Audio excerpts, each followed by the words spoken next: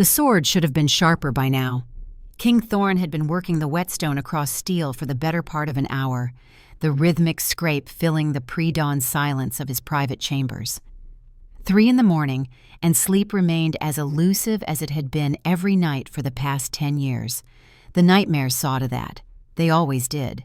His hands moved with the practiced efficiency of a man who had maintained his own weapons for 20 years of border wars. The calluses on his palms told stories his mouth never would. Each scar on his knuckles marked a battle won, a life taken, a choice that couldn't be unmade. At 45, Thorne's body was a map of violence. The puckered flesh across his ribs, where an enemy blade had nearly ended him during the siege of Blackwater. The jagged line along his left forearm from the ambush at Crow's Ridge. The burn scar on his shoulder blade from the night they'd torched the supply depot and he'd carried 3 wounded men from the flames. But it was the invisible wounds that kept him awake, the ones that made his hands shake when he closed his eyes, the ones that turned every shadow into a screaming face, every gust of wind into the sound of a village burning. The kingdom of Ashencroft stretched beyond his tower window, visible now as dawn threatened the eastern horizon with bands of pale gold. Once these lands had been prosperous, rolling fields of wheat that turned amber in the autumn sun, forests thick with game, rivers so clear you could count the stones on their beds, villages where children played in cobblestone streets and merchants hawked their wares beneath colorful awnings. That was before the curse. 3 years had passed since the blight first appeared. It started subtly, the way rot always does. A section of the royal gardens where the roses refused to bloom. A farmer's report of stunted crops in the southern territories.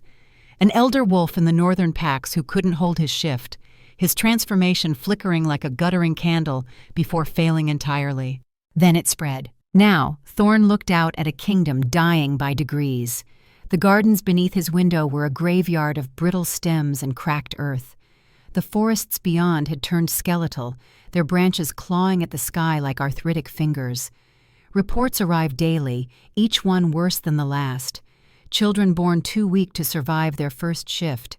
Livestock withering despite desperate attempts to sustain them. And everywhere, always, the sense of something vital slowly suffocating. Thorne knew what had caused it. He had known from the moment the first rose blackened and died.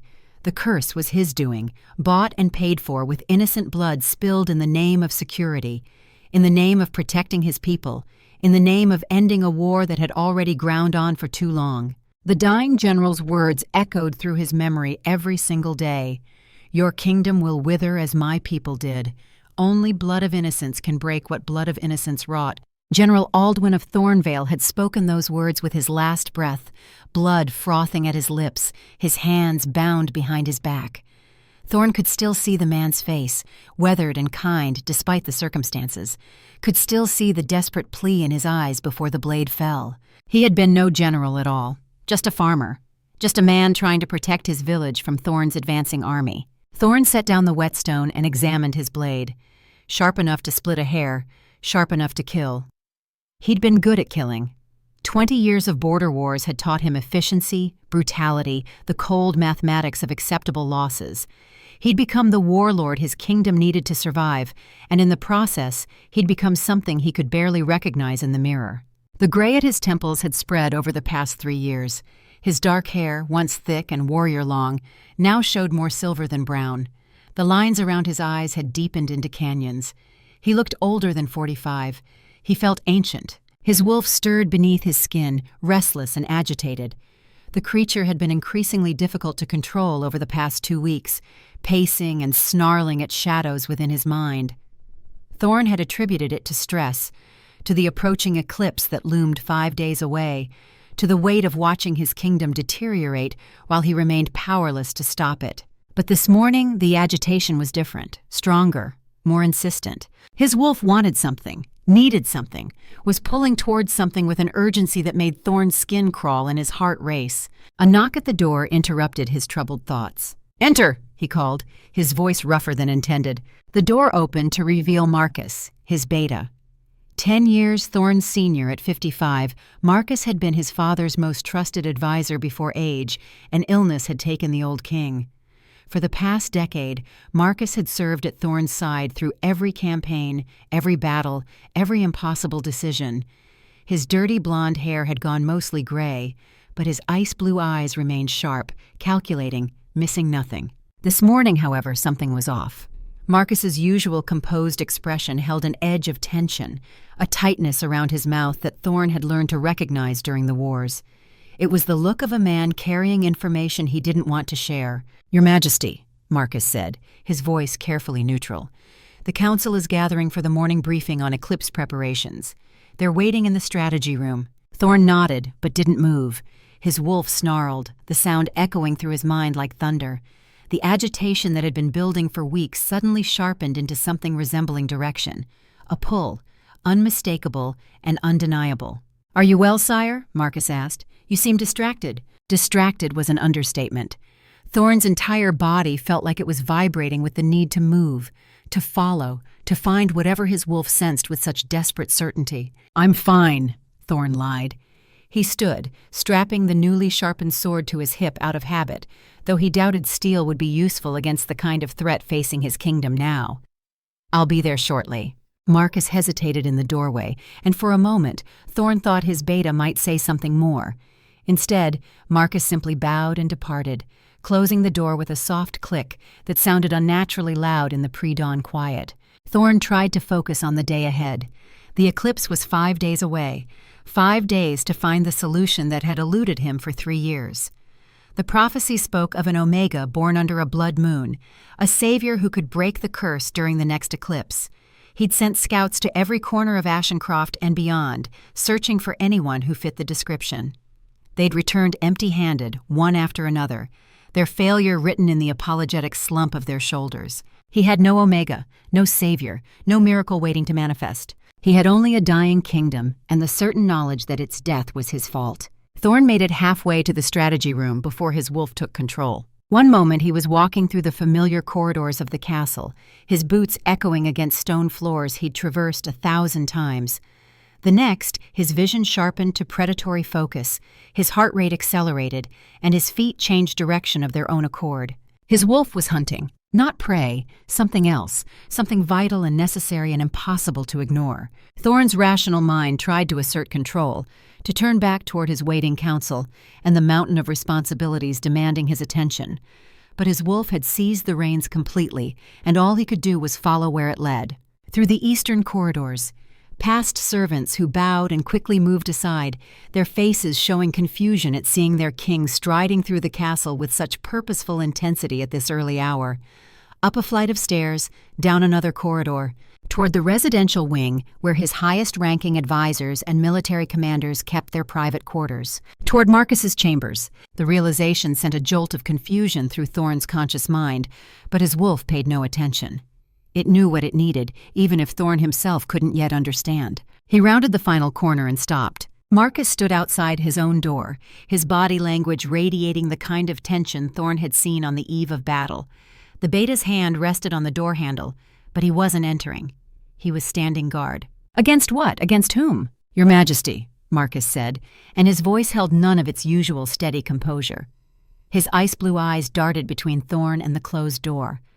"I wasn't expecting you to follow. Is something wrong?"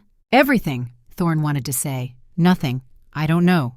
"I need to check your chambers," he heard himself say, his voice dropping into the alpha command that very few wolves could resist. Marcus's expression flickered. Shock, fear, resignation.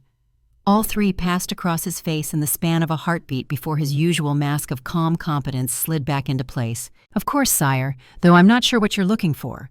Is there a security concern?" The fact that Marcus was asking questions instead of simply stepping aside and opening the door made Thorne's wolf snarl viciously within his mind. The sound must have shown in his eyes because Marcus actually took a step back. "Open the door, Marcus." It was not a request. For a long moment, Thorne thought his beta might refuse. The tension in the corridor stretched taut as a bowstring. Two men who had fought side by side for 15 years, now facing each other across a chasm, neither had anticipated. Then Marcus's shoulders sagged slightly in resignation, and he pushed open the door to his chambers. Thorne brushed past him, his wolf's agitation reaching a fever pitch. The sitting room was exactly what he'd expect from Marcus's quarters. neat and well-appointed. A desk with carefully organized papers, bookshelves lined with texts on military strategy and pack law, a fireplace with 2 chairs positioned for comfortable reading. Nothing out of place, nothing that explained the howling need inside him. But his wolf wasn't satisfied. It pulled him deeper into the chambers, past the sitting room into the bedroom beyond. Marcus followed, still trying to maintain his composure, but Thorne could smell the anxiety rolling off him now, fear masked poorly by forced calm. The bedroom was similarly unremarkable. A large bed with military-precise corners, more bookshelves, a wardrobe, a window overlooking the eastern gardens. And then Thorne saw it. A slight gap in the heavy tapestry hanging on the far wall, as if the fabric had been disturbed and hadn't quite settled back into place correctly. His wolf roared with recognition and triumph and rage all at once. Thorne crossed the room in 3 long strides and yanked the tapestry aside. Behind it, nearly invisible unless you knew where to look, was a seam in the stone wall. A hidden panel, designed to blend seamlessly with the surrounding rock. It was slightly ajar. "Your Majesty, I can explain," Marcus started to say, but Thorne wasn't listening anymore. He pushed against this panel, and it swung inward on hidden hinges, revealing a small chamber beyond. The space was dark and windowless, lit only by the morning light spilling in from the bedroom now that the door was open. The smell hit him first: unwashed skin, infection, fear, and underneath it all, a scent that made his wolf throw its head back and howl with recognition even as Thorne's human mind recoiled in horror. Sweet and wild, like honey and pine smoke and something indefinably perfect. The scent of an omega, the scent of home, the scent of mate. But beneath that, buried under weeks of neglect and suffering, another scent. One that made Thorne's blood run cold. Smoke, ash, the phantom smell of a village burning. His eyes adjusted to the dimness, and he saw her. A woman sat on the floor against the far wall, thin wrists wrapped in silver chains that were bolted to the stone. She was gaunt, her skin pale except for the angry red burns where the silver touched her. Her auburn hair was tangled and matted. Her clothes were torn and filthy.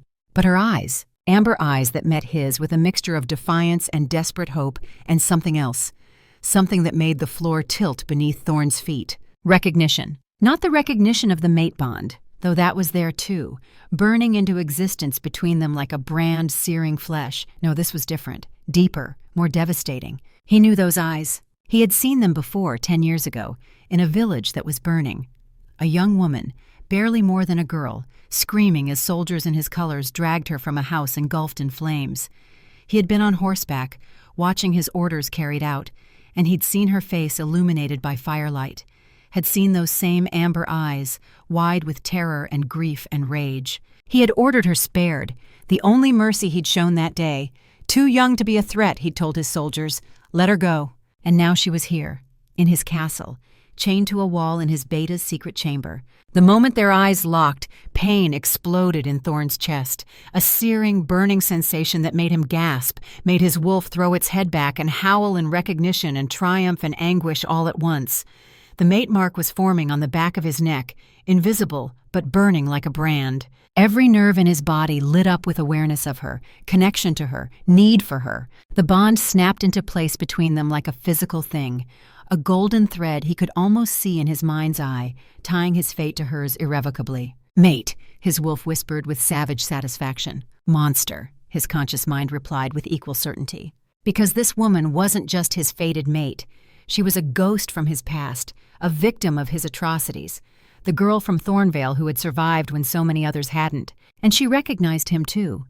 He could see it in the way her amber eyes widened with shock that quickly transformed into something far worse.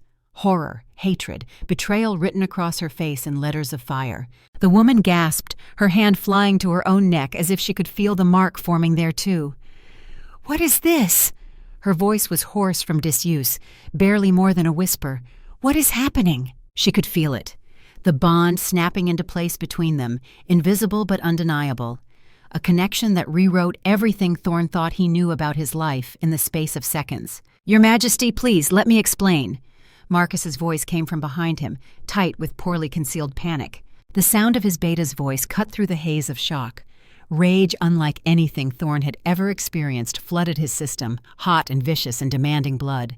His wolf wanted to tear Marcus apart, wanted to make him suffer for every moment this woman had spent in chains. It took every ounce of control Thorne possessed not to shift right there and let his wolf have what it wanted. He spun around and Marcus actually stumbled backward at whatever he saw in Thorne's face. "Explain?" Thorne's voice came out as a low growl, his eyes flashing gold as his wolf pressed close to the surface. "You have a woman chained in a hidden room in your chambers, and you want to explain?" Marcus's usual mask of calm competence had shattered completely. His ice-blue eyes darted between Thorne and the open panel, calculating and desperate. "This isn't what it looks like." "Then what is it?" Thorne took a step toward him, his hands clenched into fists at his sides. He could feel his claws threatening to extend, his wolf snarling for release.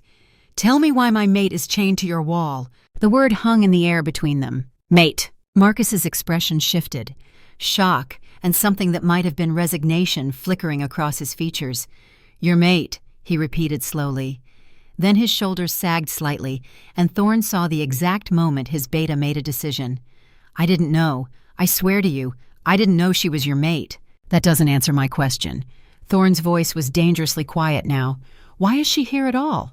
Marcus opened his mouth to respond, but whatever he was about to say was cut off by a weak voice from the hidden chamber. "He took me." The woman's words were barely audible, but they cut through the tension like a blade. Thorne turned back to look at her, and she was staring not at him but at Marcus, her amber eyes filled with accusation. "6 weeks ago," she continued, her voice growing stronger with each word, "soldiers came to my village, said the Alpha King required my presence. I thought I was being summoned for some official purpose. Instead, he brought me here, locked me in this room. I haven't seen daylight since. 6 weeks. The words hit Thorne like a physical blow. His mate had been imprisoned in his own castle for 6 weeks, suffering in darkness and silver chains, and he'd had no idea. The betrayal of it, the violation, made him want to destroy something. He turned back to Marcus, and this time he didn't bother hiding the gold in his eyes or the growl in his voice. "Is this true?" For a moment, Marcus looked like he might try to deny it. Then something in his expression hardened, shifted from panic to cold calculation. "Yes," he said simply. "I took her from the village of Thornvale 6 weeks ago. She fits the description from the prophecy. Born during a blood moon eclipse, the crescent mark, the amber eyes. I thought I was doing what was necessary for the kingdom." "Necessary?" Thorne barely recognized his own voice.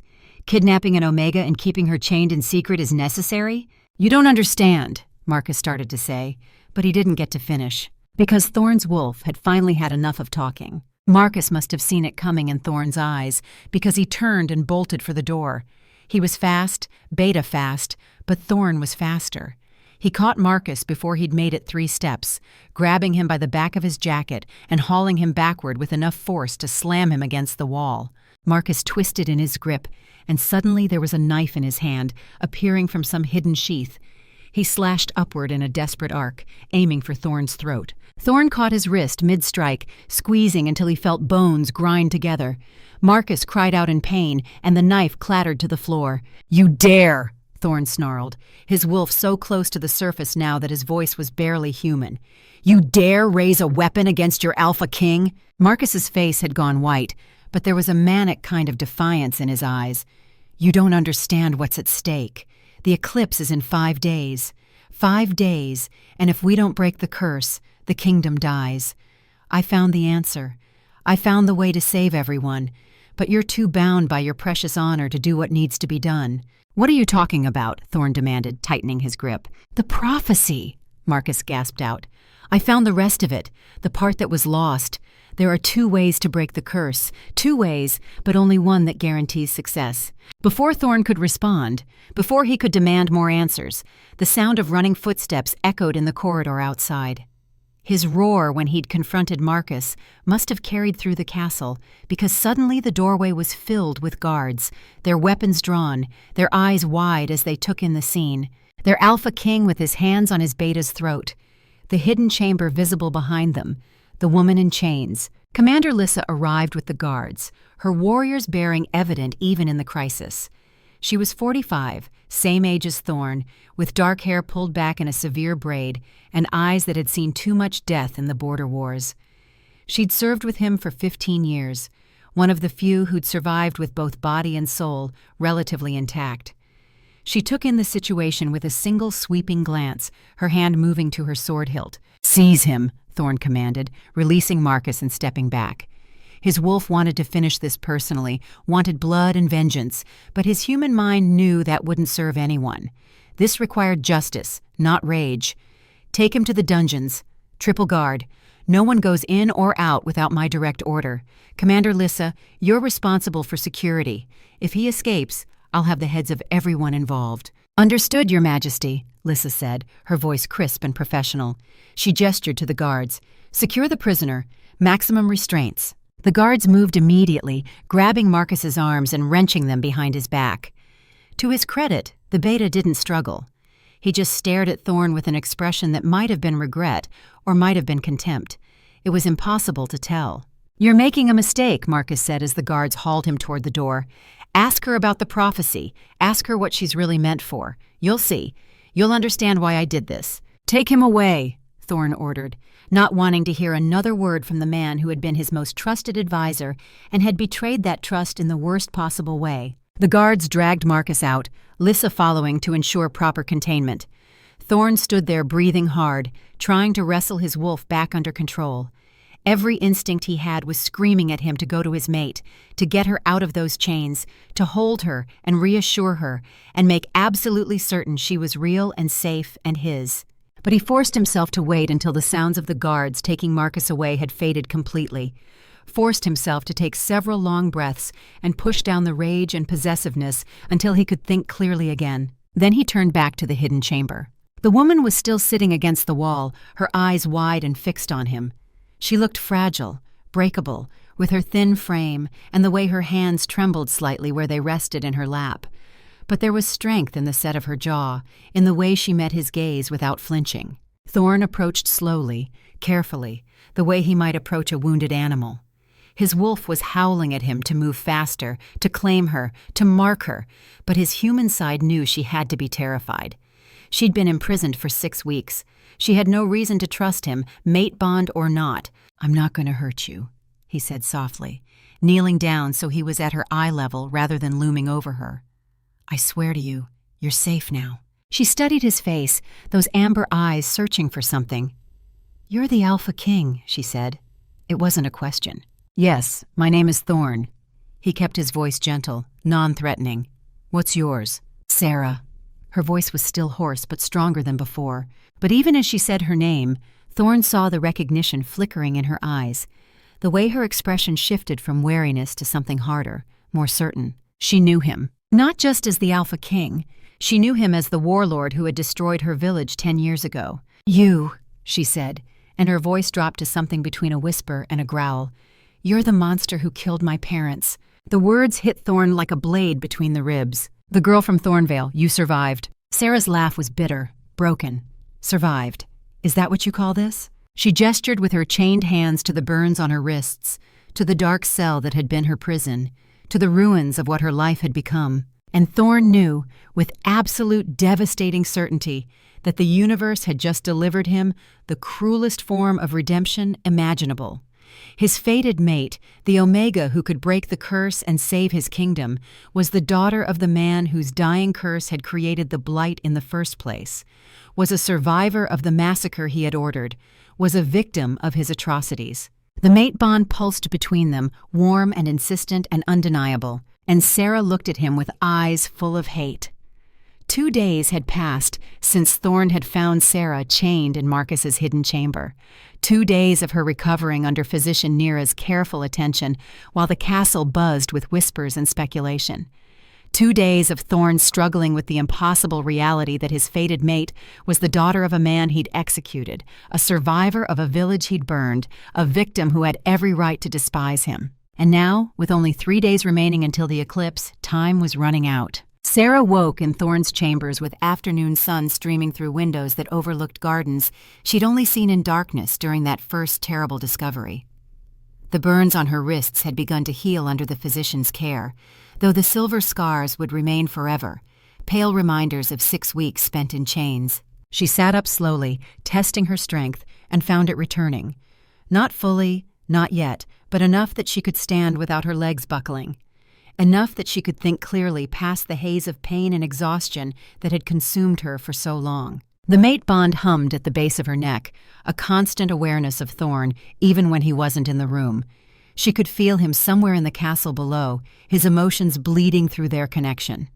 Guilt, determination, a bone-deep weariness that spoke of sleepless nights and burdens too heavy to carry alone. She hated that she could feel him, hated that some part of her body, some primal wolf instinct, recognized him as mate despite everything her conscious mind knew about what he'd done. A knock at the door interrupted her thoughts. "Enter!" she called, her voice still rough but stronger than it had been 2 days ago. Physician Nira entered carrying fresh bandages and healing salves. The older woman's face showed professional concern as she approached the bed. "How are you feeling today, child?" "Stronger." Sarah extended her arms for examination. The burns still ache, but the infection is gone. Nira unwrapped the bandages carefully, examining the healing wounds with practiced eyes. "Good. Very good. You're healing faster than I expected, considering the prolonged silver exposure. Your omega constitution is serving you well." She applied fresh salve, the cool mixture soothing against tender skin, then rewrapped Sarah's wrists with clean linen. "The Alpha King has been asking about you every few hours," Nira said as she worked. "Wanting to know if you need anything, if your condition has changed. He's been rather persistent." "Of course he has," Sarah said, unable to keep the bitterness from her voice. "I'm his key to breaking the curse, his kingdom's salvation. Of course he's concerned about my condition." Nira's hand stilled for a moment. "Is that what you think? That his concern is purely practical?" Sarah met the physician's eyes. "What else could it be? He's the man who killed my parents, burned my village. The fact that we're fated mates doesn't change that history." "No," Nira agreed quietly. "It doesn't. But I've served this castle for 30 years. I knew Thorne when he was a boy, watched him become a prince, then a warrior, then the warlord we needed during the wars. And I've watched him carry the weight of what he became." She finished tying off the bandage. "Whatever his sins, and they are many, his guilt is genuine. That's not politics or strategy. That's a man who knows exactly what he's lost in becoming a monster." The words settled over Sarah like a heavy cloak. She wanted to reject them, to insist that Thorne's guilt was meaningless compared to the harm he'd caused. But the mate bond let her feel the truth of what Nira said. His self-loathing was real. His regret was consuming him from the inside out. That didn't make it better. Didn't bring back her parents or the 47 other people who died in Thornvale. But it complicated the simple narrative of monster and victim that she'd been clinging to. "Tell me about the curse," Sarah said, changing the subject. "Everyone speaks of it, but no one has explained what it actually is, how it started." Nira settled into the chair beside the bed, her healer's hands folding in her lap. "It began 10 years ago, right after the final battle of the border wars. Thornvale was one of the last villages razed before the enemy finally surrendered. Your father, General Aldwin, was executed as the enemy commander. But he wasn't a general at all, was he?" "No," Sarah whispered. "He was a farmer, a good man trying to protect his neighbors when the war came to our doorstep." Nira nodded. "As he died, he spoke a curse. The exact words have been recorded, passed down. 'Your kingdom will wither as my people did. Only blood of innocence can break what blood of innocence wrought.' Within a month, the first rose in the royal gardens blackened and died. Within 6 months, crops across the kingdom began to fail. By the end of the first year, children were being born too weak to survive their first shift. And it's only gotten worse. So my father's dying curse created all of this." Sarah looked out the window at gardens that were still showing signs of 3 years of blight, despite the early spring. Thousands have suffered because of words he spoke with his last breath. "Can you blame him?" Nira asked gently. "His family dead, his village burning, his people slaughtered. What man wouldn't curse those responsible?" "I don't blame him," Sarah said. "I blame the man who gave him reason to curse in the first place." A heavier silence fell. After a moment, Nira stood. "The king is in the strategy room, meeting with what remains of his council. He asked that you be brought to him when you were strong enough. There are things you need to know about the prophecy and the choice you'll need to make." 3 days, Sarah said. "That's how long until the eclipse?" "Yes. 3 days to decide your fate, and the kingdom's fate, and perhaps discover if redemption is even possible for sins this deep." After Nira departed, Sarah dressed in the clean clothes that had been provided. simple but well-made, befitting someone under royal protection, if not quite royalty herself. She studied her reflection in the polished silver mirror and barely recognized the woman staring back. 2 days of rest and care had restored some color to her cheeks, but she looked older than her 32 years, harder. The auburn hair that had once fallen in soft waves now seemed duller, and her amber eyes held shadows that hadn't been there before Marcus took her. She touched the mate mark on the back of her neck, feeling it pulse warmly beneath her fingers, a permanent reminder of a bond she'd never asked for with a man she had every reason to hate. But she'd survived 6 weeks in silver chains. She could survive this too. A guard escorted her through the castle corridors, and Sarah took in her surroundings with new eyes. This was Thorne's domain, the seat of power from which he'd ordered the destruction of her world.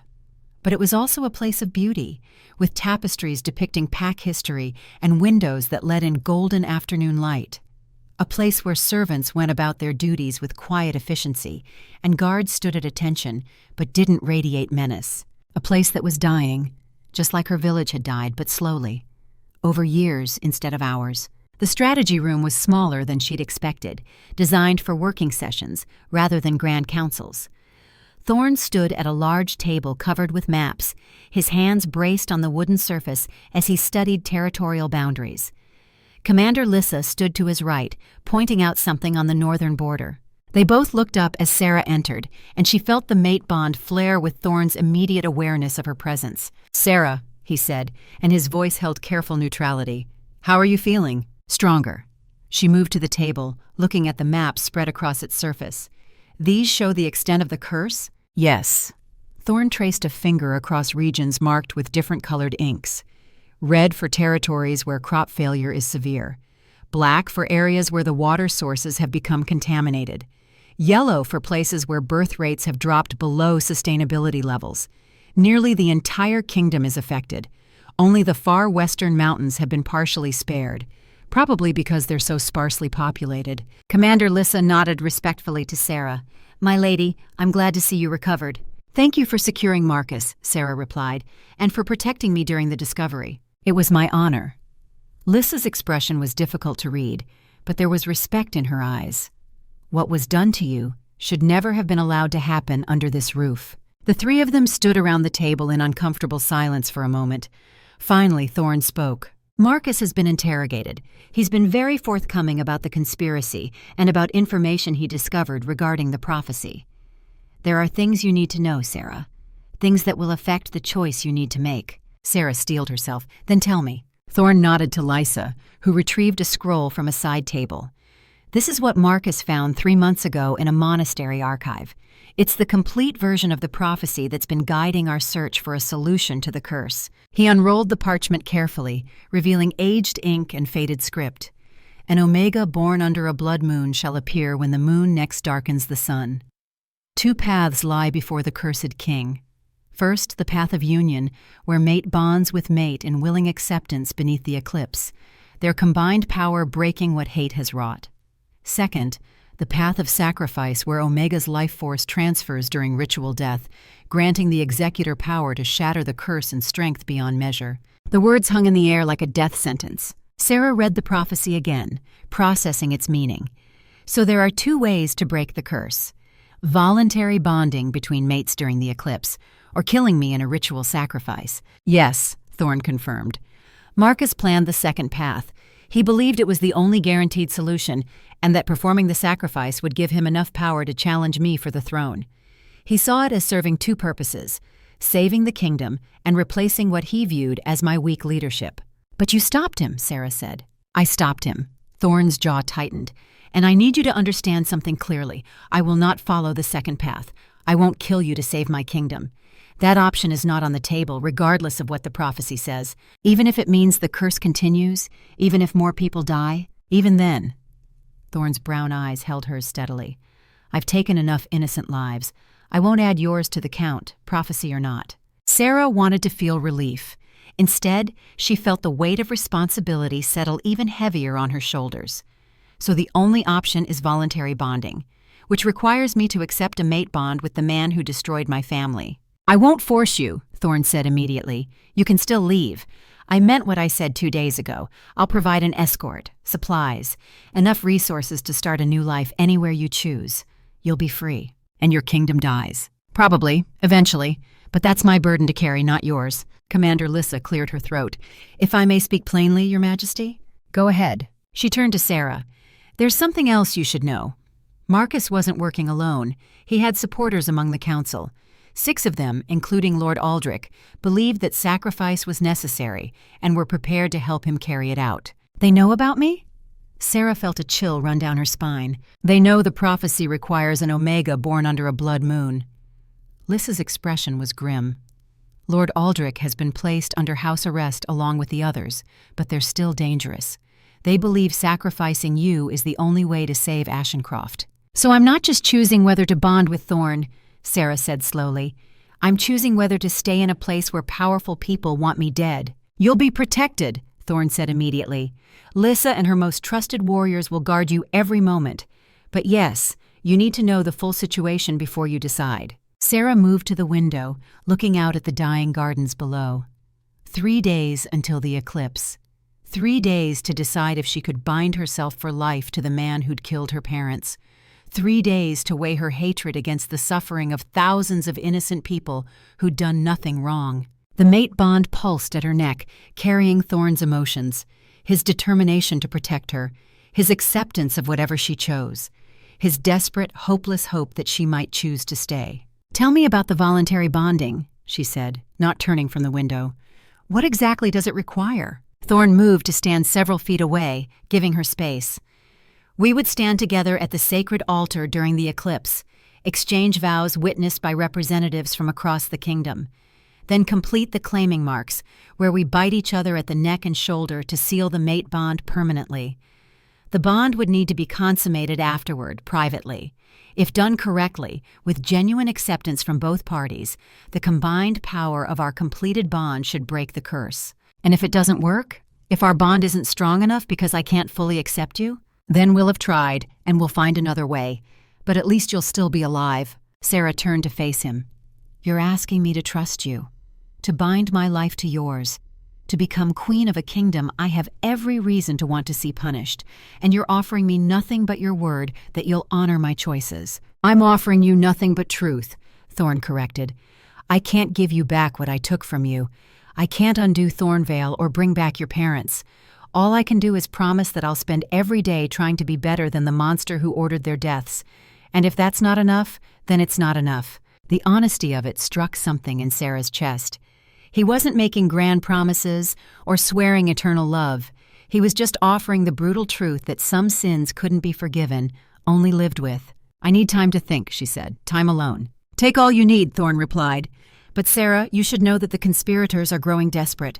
With only 3 days left, they may try something.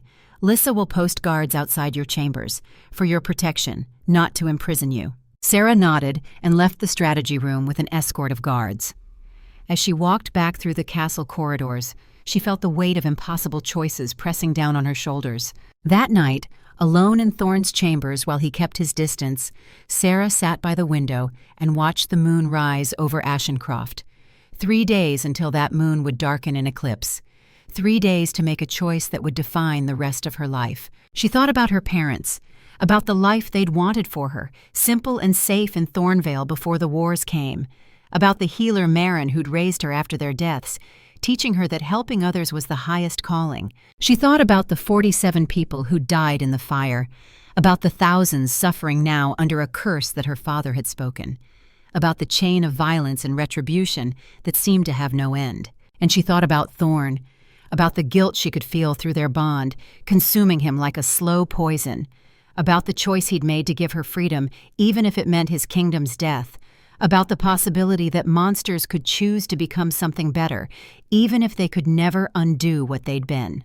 The mate mark burned at her neck, and Sarah made her decision. On the morning of the 3rd day, she found Thorne in the gardens, standing by a gnarled apple tree that had somehow survived the curse.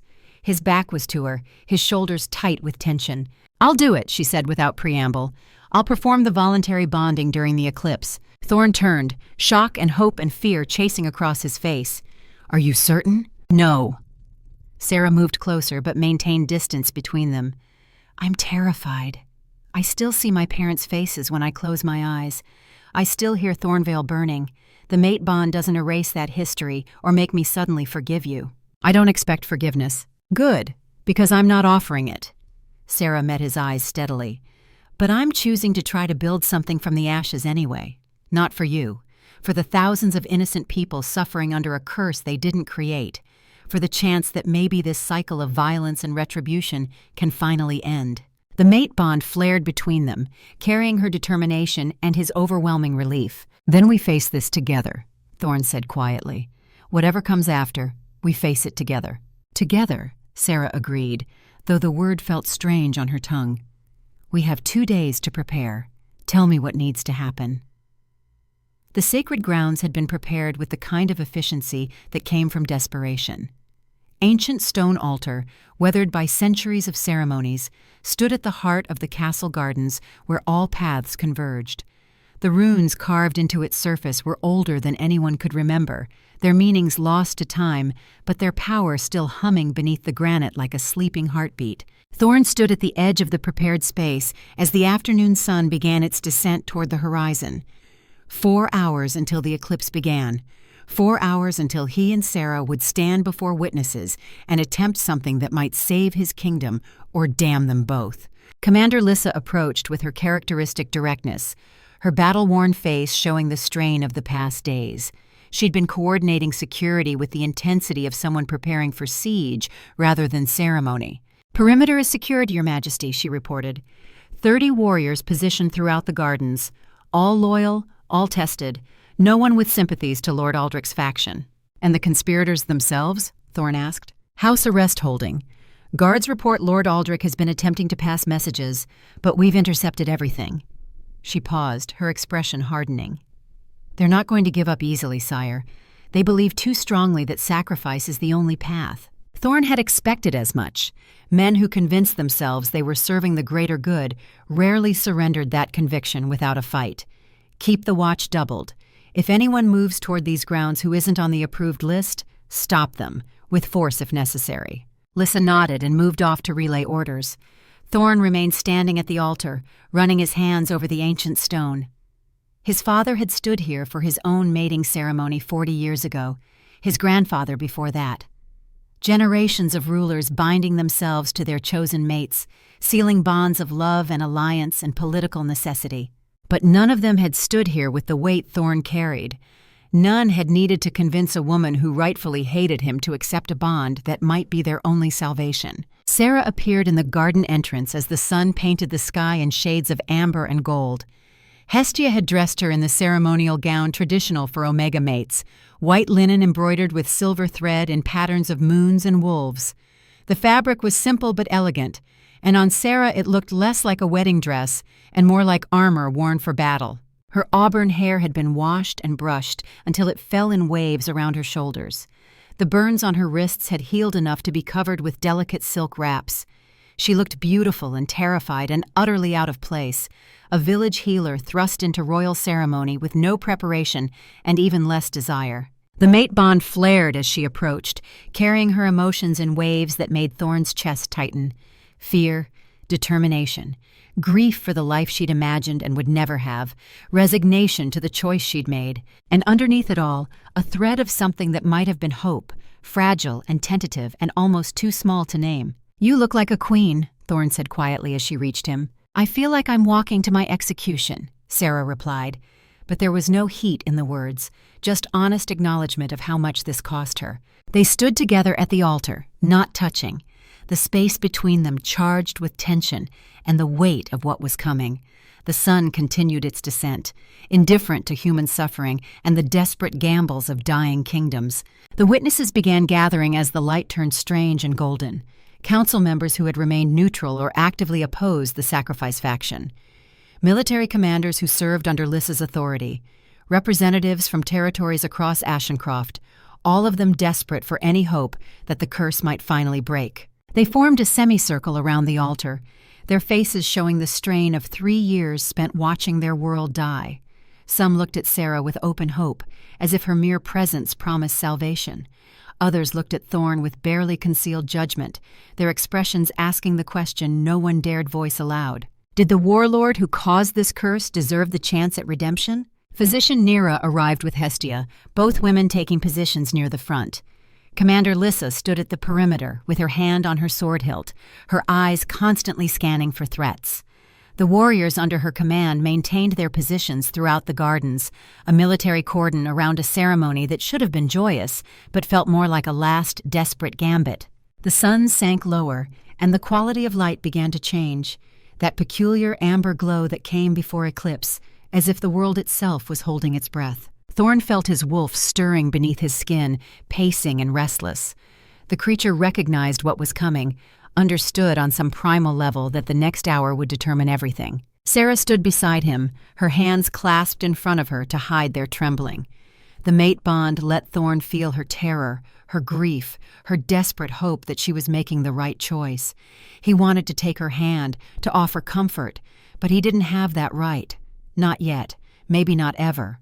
The sun touched the tree line and the moon began its slow crossing. Lord Aldrich made his move when the eclipse was halfway complete, during that strange twilight period when the world hung suspended between day and night.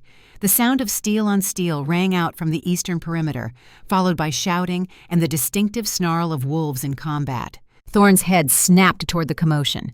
His war-honed instincts supplied the answer immediately. Coordinated assault. Professional execution. Commander Lyssa was already moving, barking orders to her warriors. Defensive positions around the altar. No one gets through. But even as she shouted commands, figures emerged from the shadows at multiple points around the garden.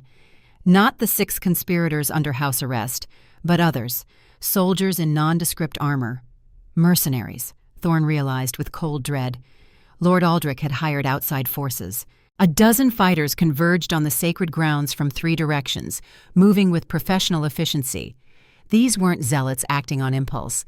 This was a planned military operation. "Protect the Omega!" Lyssa roared, and her warriors formed a shield wall between the attackers and the altar. Sarah grabbed Thorne's arm, her amber eyes wide. "What's happening?" "They're trying to stop the ritual," Thorne said, his voice dropping into the cold calm of battlefield command. "Or take you for the sacrifice. Stay behind me." The first wave of attackers hit Lyssa's defensive line with brutal force. Steel rang against steel. Wolves snarled and snapped. Blood splattered on the ancient stones of the garden paths. Thorne's wolf howled for release, demanding he shift and tear into the enemies threatening his mate. But shifting would leave Sarah unprotected, and he couldn't risk that.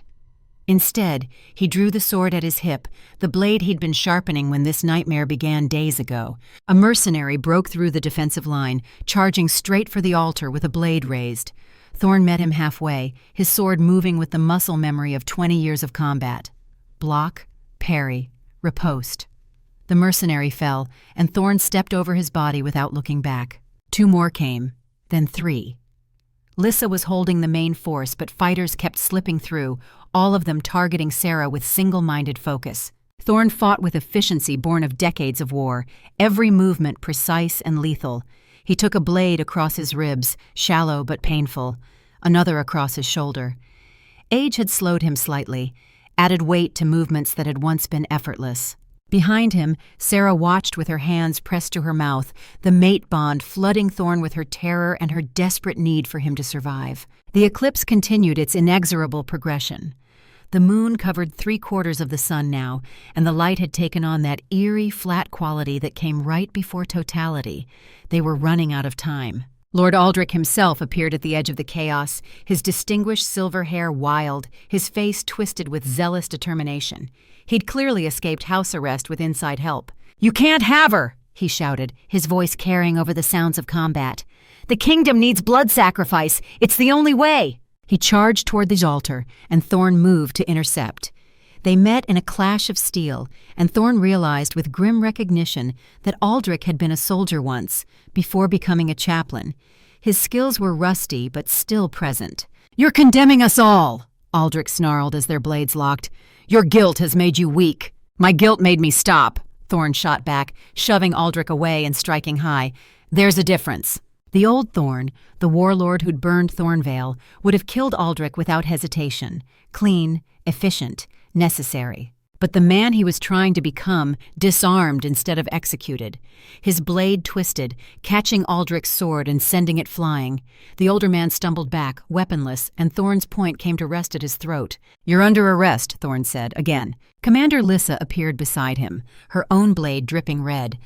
Her warriors had subdued the last of the mercenaries, though several lay dead or dying in the garden. "We have them contained, Your Majesty, but we need to finish the ritual now. We're almost at totality." Thorne looked up. The moon covered all but a sliver of the sun, and the world had gone dark and strange. They had minutes at best. He turned back to the altar where Sarah stood frozen, her face pale, her eyes locked on the carnage surrounding her. Blood on ancient stones, bodies of men who had died trying to either save or damn her, the weight of violence done in her name. Thorne crossed to her quickly, sheathing his sword. "Sarah, we need to do this now. Are you still willing?" She looked at him, and he saw the calculation happening behind her eyes, saw her weighing the cost of this bond against the cost of walking away, saw her grief for the men who'd just died, regardless of which side they'd fought on. Then she nodded once, sharp and decisive. "Yes, let's finish this." The remaining witnesses gathered closer, forming a tighter circle around the altar. Lord Aldrich was dragged away under guard, still shouting about doom and necessary sacrifices. The sounds of his protests faded into the unnatural silence of near-total eclipse. Commander Lyssa took the position of officiant, her soldiers' bearing adding gravity to words meant for priests. The ancient texts had been lost in the chaos, so she spoke from memory, from the mating ceremonies she'd witnessed over her 45 years. "We stand in darkness," she began, her voice carrying across the gardens. "As the moon crosses the sun, as day becomes night, we witness this bond formed not in light but in shadow, not in certainty but in hope." She looked at Thorne, then Sarah, her expression holding both respect and concern. "Alpha King Thorne of Ashencroft and Sarah of Thornvale, you stand before these witnesses as fated mates. Do you come here of your own free will?" "I do," Thorne said, his voice steady. Sarah hesitated for just a moment, the weight of that question carrying everything. Her freedom, her choice, her agency reclaimed after 6 weeks of having none. "I do," she said finally, and the words fell into the darkness like stones into deep water. "Then speak your vows as the light fails." The moon slid over the last sliver of sun. Total eclipse. Darkness fell across the garden like a curtain dropping, and in that darkness Thorne turned to face his mate. "Sarah," he said, and his voice held every year of guilt, every moment of regret, every desperate hope that redemption might somehow be possible. "I don't ask for forgiveness. I don't claim you deserve this bond.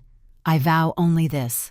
I will spend every day trying to earn the right to stand beside you. I will honor your choices above my own desires. And if you ever want freedom from this bond, I will let you go, even if it kills me." The words hung in the darkness, honest and raw and entirely inadequate. Sarah's voice came next, steady despite the tears streaming down her face. "Thorne, I vow to see you, not just the warlord but the man trying to change. I vow to hold you accountable while letting you try. I vow to survive this together, or not at all. I vow to be your conscience when yours fails, and I vow that this bond, however broken, will be built on truth." The mate bond flared between them, acknowledging the honesty of their words even as it demanded more. "The claiming marks," Lyssa said quietly, "now." Thorne's wolf surged forward, his eyes flashing gold in the darkness. His canines extended, the instinct to claim and mark overwhelming every other consideration. Sarah tilted her head, exposing the vulnerable line of her throat, and Thorne could see her pulse hammering beneath pale skin. She was terrified. The bond let him feel it, the echo of every moment in silver chains, every fear that she was making a terrible mistake. But she didn't pull away. Thorne leaned in slowly, giving her every chance to change her mind. His breath ghosted across her skin, and he felt her shiver. Then his teeth sank into her flesh, breaking skin at the junction of her neck and shoulder. Sarah gasped, her hands flying up to grip his arms. Pain lanced through the bond, bright and sharp, but it transformed almost immediately into something else. Heat flooded the bite, spreading through her veins like liquid fire. The mate mark on the back of her neck blazed with power, and suddenly Thorne could feel everything she felt. Not just emotions, but physical sensations, memories, the very core of who she was. Her grief for her parents, her terror in Marcus's chains, her desperate hope that choosing this bond might somehow lead to something better than endless hatred. He pulled back, and his blood was on his lips. Her blood. The mark on her shoulder burned red and furious, claiming her as his for anyone with eyes to see. "Your turn," he said, his voice barely human. Sarah's wolf rose in her eyes, amber shifting to gold. Her own canines extended, and when she bit down on his shoulder, Thorne felt the mate bond complete with a force that drove him to his knees. Her teeth broke his skin, her mark burned into his flesh, and through the bond, he felt her experiencing him the way he'd experienced her.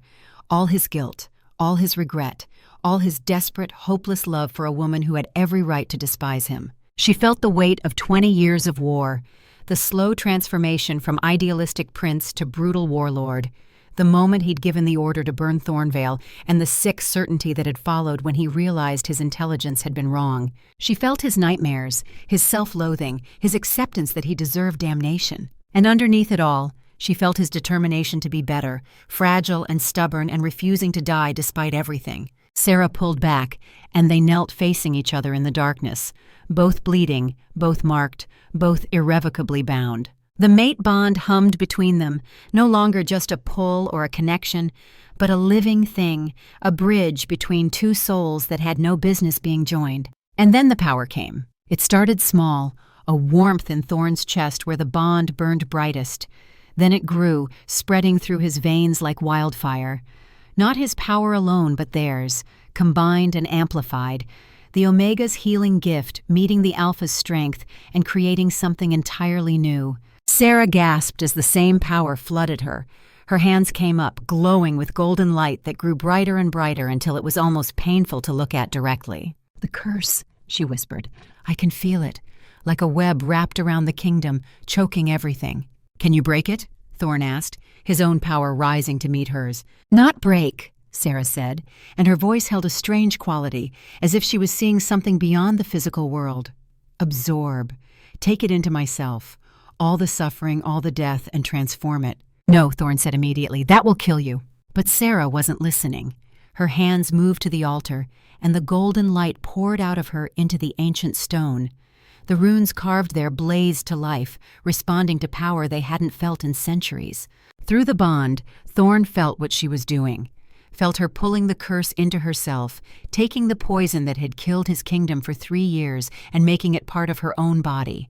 Every death, every withered crop, every child too weak to survive, all of it flowing into her. She screamed. The sound tore through the darkness, agony given voice, and Thorne moved without thinking. He grabbed her hands where they pressed against the altar and joined her, throwing his own power into the absorption. If she was taking the curse, then he would share the burden. The curse fought. It wanted to exist, wanted to continue its slow strangling of Ashencroft. But against the combined power of Alpha and Omega, of fated mates bound by truth rather than lies, it couldn't hold. The web shattered. Light exploded from the altar, golden and pure, radiating outward in waves that swept across the gardens and beyond. Everywhere the light touched, the curse broke. Withered roses bloomed instantly, their petals unfurling in darkness that suddenly seemed less dark. Dead grass turned green. The fountain that had been dry for 3 years erupted with crystal-clear water. The wave of healing power swept outward, beyond the gardens, across the entire kingdom. In villages and forests and fields, people felt the curse break like chains falling away.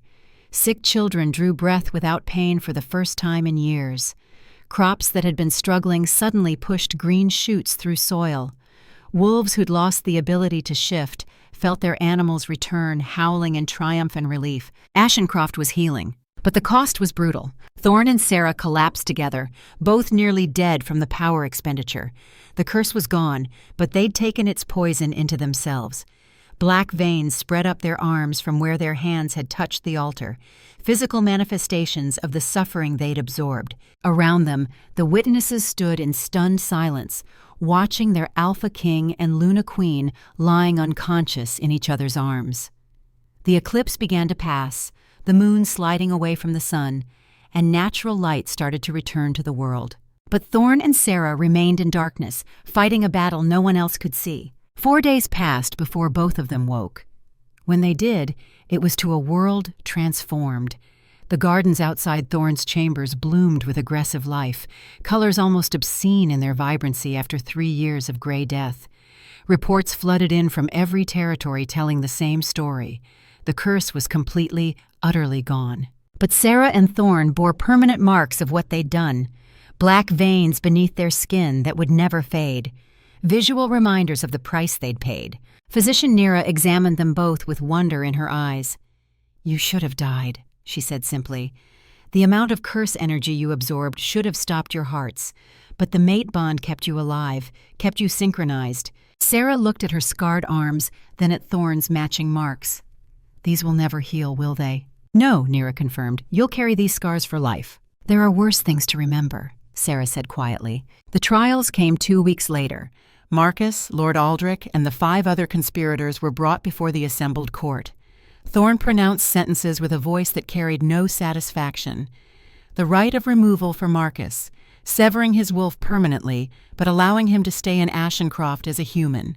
Exile for Lord Aldrich and the others who'd participated in the attack. House arrest and stripped titles for those who'd only provided support. Sarah insisted on mercy where possible, arguing that killing them would make her no better than those who'd ordered her village burned. It was her idea to offer Marcus work in the healing center she planned to establish, helping veterans process war trauma, using his decades of experience to counsel others broken by violence. Marcus accepted. "Better to serve than to wander," he said, his human eyes hollow but grateful. 3 months later, Sarah stood with Thorne in the gardens, watching the sun set over a kingdom fully healed. The healing center she'd built was thriving, with former soldiers learning to live with their trauma and young wolves learning that strength could be gentle. Marcus taught there every day, his voice steady as he shared wisdom earned through terrible mistakes. Commander Lissa had retired to an advisory role, training the next generation to defend rather than conquer. And in the gardens, beneath an apple tree heavy with fruit, 2 scarred rulers held hands. "I still see Thornvale when I close my eyes," Sarah said, "still hear it burning." "So do I," Thorne replied. "These scars ache every day, a reminder of what we paid." "Mine too." Sarah looked at him, really looked at him, and something in her expression had changed over the past months. Not love, not quite, but something that might grow into it given time and patience and continued honesty. "I don't love you," she said, but there was no cruelty in it. Just truth. "The bond gives me affection, makes me care, but that's not the same as love. I know, but I respect you, what you're trying to become, and I'm grateful that when the moment came, you didn't let me face it alone." "That's enough," Thorne said, "more than I deserve." "No," Sarah corrected. "It's not about deserving. It's about building something from the wreckage." She held out her scarred hand, palm up. "Together," she said. "Not forgiveness, not love, just together." Thorne took her hand, his own scars pressing against hers, black veins intertwining. "Together," he agreed. They stood like that as darkness fell, and the first stars appeared. Around them, a kingdom saved, celebrated life returned. In the healing center, Marcus taught young wolves that redemption was possible through daily, unglamorous work. In the training grounds, Lissa showed warriors that protecting was nobler than conquering. And in the gardens, beneath stars that had witnessed too much suffering, a warlord and his Omega mate chose to face tomorrow side by side. Not fixed, not healed, but committed to trying. Some wounds never close, some scars never fade, but they could be carried together, and in a kingdom reborn from ashes, that would have to be enough. The end.